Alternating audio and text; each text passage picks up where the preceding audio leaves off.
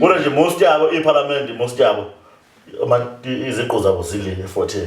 Kumele uqale khona. Should now nofuna seParliament efuna ye40 ke. So ngeke iphele lento connection. Ngeke iphele connection ukhona yonke indawo.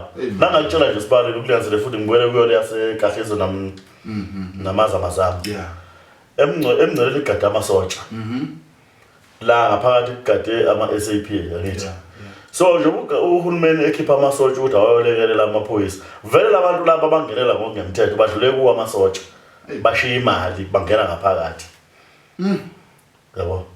So mase kuthiwa sekufakwa amasotsha, mawuthi ayibhele into okufakwa amasotsha izosiza phi ngoba labantu badlule kuwo before bengena la amasotsha.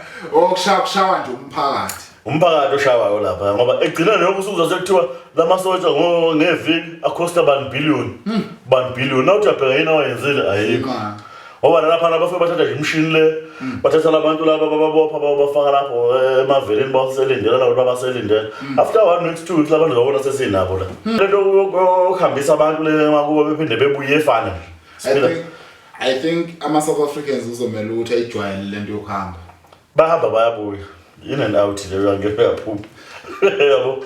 Ngoba namanje abantu abangesihlala nabo bahamba bemakhaya bebuye. Thoba bosho uthatha sikweze sinabo sivuye sinabo. Madoda. So kuthatha imali abakho kubendela bahambisa labantu lapha.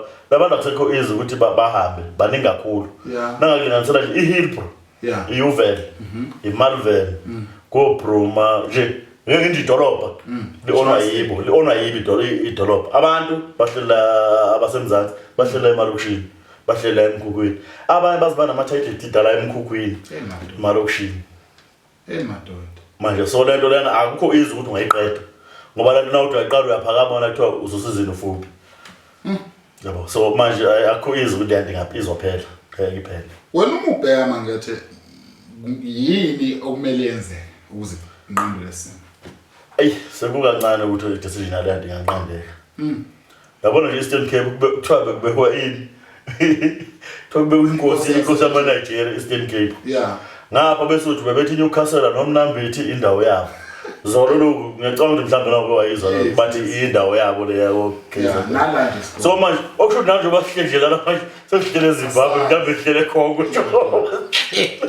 Madoda. Asazi iyamuva. Yabona nje i-circulate phela abantu abasesiphakathi nendawo. Yabona bona ngabe eJozi.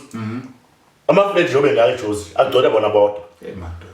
Abangakithi uthola bele ama-hostel abo-GP mdiyadiyende ko-and nabo bakhona khona kuwo leyo mdiyadiya leyo kuthiwa ama-flat ahlukaniswe ngama-Masonite phakathi umuntu ngihlala efletini lele flat elibuye lisho yabona manje bakutholakala ngekho iflat elishile akukhulunywa lolu ndaba ama-flat akuthiwe kune-flat elishayo yona sekuthiwa hayi bangene ngokungemthetho badlinda bebethuleleni sonke lesikhathi ukuthi bengayibi kuyobheka ama-flat la aranwa yini abantu labo ukuthi kusemthethweni walikho emthethweni balinde ukuthi kuze kushe bese kumake beyi-attending nayi le ewela ngaseGoref City la bathini le iwela ngaseGoref City last month yagqiba abantu abawu-8 or 9 mina ngangi-around lapha kwenzeka leyana ngangilomba nje ama-breakdown lokhu up and down kanti le property nabe ikhanda laphana lo muntu wabadayisela isite wayengabatshela ngaleya site ukuthi ayikho right for ukuthi ungakha la ngoba indawo banofuna indawo la yonke indawo ithola kumasipala ngithi so wabe ngayi lo muntu wakhipha indawo bokuthi akasatholakala usebalekile nawungathi uyayilandela lo muntu kuthi manje umuntu wadla phansi obhusheli bakhipha imali baphuma bahamba omotors kuyaphuma kuyangena uArlusho wabula uChrisani bamkhipha wahamba uphesheya sikhulu phesheya ngapha kuthiwa bafike ba-celebrate kwela kubona ifika wathi hero ngibulala umuntu la South Africa bamdedelwa hamba so yiwo ngithi mina kulekha le phezulu kwi-leadership mina sibali sami I think